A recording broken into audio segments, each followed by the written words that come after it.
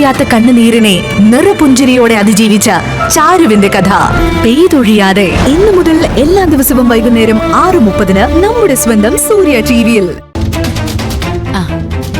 വാ കുഞ്ഞമ്മ.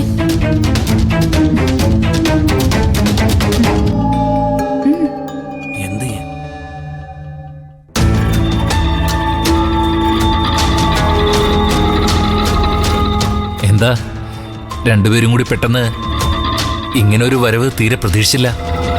ഈ ചെറിയച്ഛന്റെ ഓരോ ഉൾവിളികള് രാവിലെ പെട്ടെന്ന് വന്ന് എന്നോട് പറയുവാ നമുക്കൊന്ന് പഞ്ചരത്നത്തിൽ പോണോന്ന്. ആ എല്ലാരും ഉണ്ടല്ലോ. അമ്പിളി എവിടെ അനു?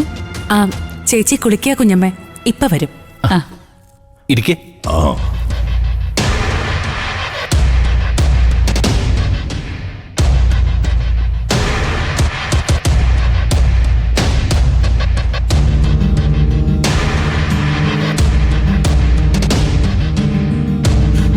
എന്തായിരിക്കും തമ്പായുടെ ഉൾവിളിയെന്ന് ആനന്ദന് മനസ്സിലായെങ്കിൽ അത് പറയാം.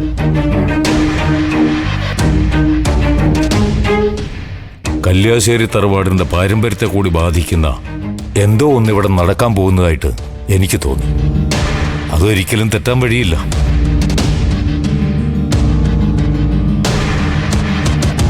ചെറിയച്ഛന് ഇത്തരം വെളിപാടുകൾ ഉണ്ടാവുന്നത് കാവല് പ്രാർത്ഥിച്ചുകൊണ്ടിരിക്കുമ്പോഴാ.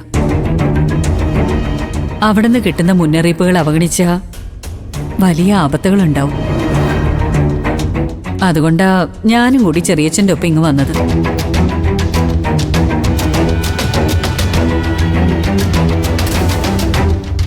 ഇനി നിങ്ങളാരും അറിയാത്ത കാര്യമാണെങ്കിലും പുറത്തുനിന്നുള്ള ദുഷ്ടശക്തിയുടെ ഇടപെടലുകളുമാകാം. അതും തമ്പായിക്ക് ഗണിച്ചു നോക്കി പറയാനാവും.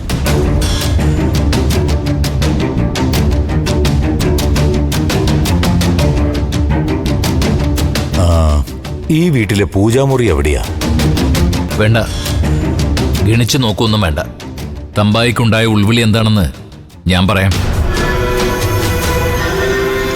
തറവാട്ടിൽ നിന്ന് കിട്ടിയ സ്വർണം ഞാൻ പണയം വെക്കാൻ പോവുകയാണെന്ന കാര്യം തമ്പായി എങ്ങനെയോ അറിഞ്ഞിരിക്കുന്നു.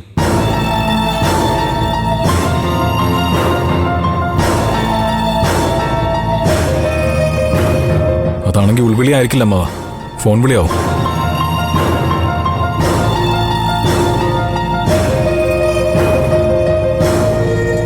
ഇതാരോ വിളിച്ചു പറഞ്ഞതായിരിക്കാൻ തന്നെ അമ്മ സാധ്യത.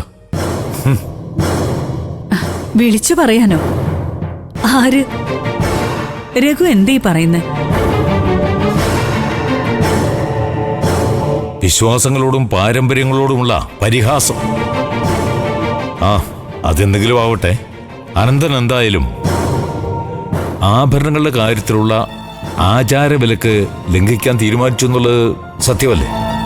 അതെ, സ്വർണമായാലും രക്തമായാലും മനുഷ്യന് ഉപയോഗപ്രദമായില്ലെങ്കിൽ അതിന് കല്ലിന്റെ വില പോലുമില്ല. പിന്നെ എന്റെ ഭാര്യയുടെ ആഭരണങ്ങൾ ആമാടപ്പെട്ടിയിൽ സൂക്ഷിക്കാതെ എന്റെ മക്കളുടെ നിലനിൽപ്പിന് വേണ്ടി ഉപയോഗിക്കാനാണ് എന്റെ തീരുമാനം. ഇനിയിപ്പോ അതിന്റെ പേരിൽ ഉണ്ടാകുന്ന ഭവിഷ്യത്ത് എന്തു തന്നെയായിരുന്നാലും ഞാനും എന്റെ മക്കളും അത് സഹിച്ചോളാം. ഇത് ധിക്കാരമാണെന്നെന്താ? ഭവിഷ്യത്ത് സംഭവിക്കാൻ പോകുന്നത് ഈ കുടുംബത്തിന് മാത്രമല്ല, കല്യാശ്ശേരി തറവാട്ടിനും കൂടിയാ. അവിടുന്ന് കിട്ടിയ ഔദാര്യം കൊണ്ട് അതിന്റെ അടിത്തറ തന്നെ ഇളക്കണോ അനന്താ?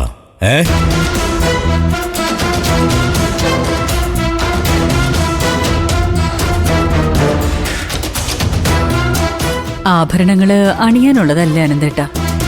കുടുംബത്തിലെ മറ്റു കാര്യങ്ങൾക്ക് വേണ്ടി അത് പണയം വെക്കാൻ മാത്രം എന്താ ഇവിടെ അത്ര വലിയ പ്രശ്നം? ഞാൻ പറഞ്ഞിരുന്നില്ലേ പാർവതി, രഘുവിന് വേണ്ടി ഇതുവരെ എനിക്കൊന്നും ചെയ്യാൻ കഴിഞ്ഞിട്ടില്ല. ഞാൻ അമ്പിളിക്ക് വാക്കുകൊടുത്തുപോയി. അമ്പിളിയോട് ഞാൻ സംസാരിക്കാം. അനന്തേട്ടൻ എടുത്തു ചാടി എന്തെങ്കിലും ചെയ്താ അത് കൂടുതൽ അപകടങ്ങളെ ഉണ്ടാക്കും.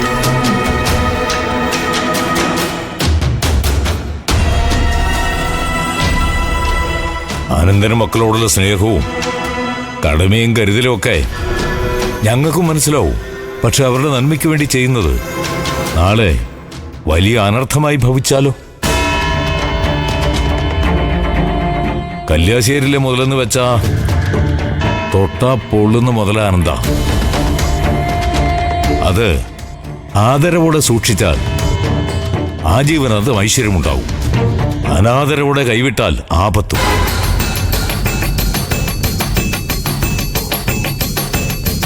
ആ സ്വർണം പണയം വെച്ച് കിട്ടുന്ന കാശുകൊണ്ട് ആരും എന്തെങ്കിലും ചെയ്യാൻ പറ്റുമെന്ന് കരുതണ്ട.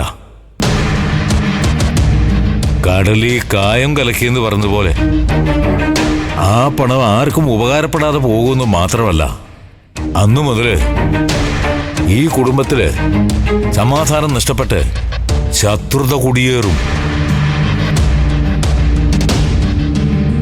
അച്ഛനും മക്കളും തമ്മി തല്ലി പിരിയേണ്ട അവസ്ഥ ഉണ്ടാക്കണോ അനന്ത? വേണോ? എനിക്കറിയില്ല. ഇനി എന്ത് ചെയ്യണമെന്ന് എനിക്കറിയില്ല. മോനെ രഘു, നീ പറ, ഈ അമ്മാവൻ ഇനി നിനക്ക് വേണ്ടി എന്താ ചെയ്യേണ്ടത്?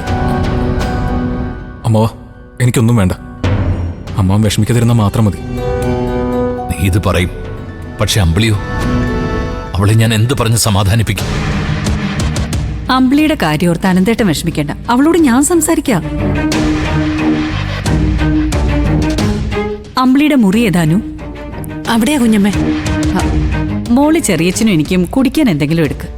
അപ്പോഴേക്കും ഞാൻ അമ്പിളി ഒന്ന് കണ്ടിട്ട് വരാം.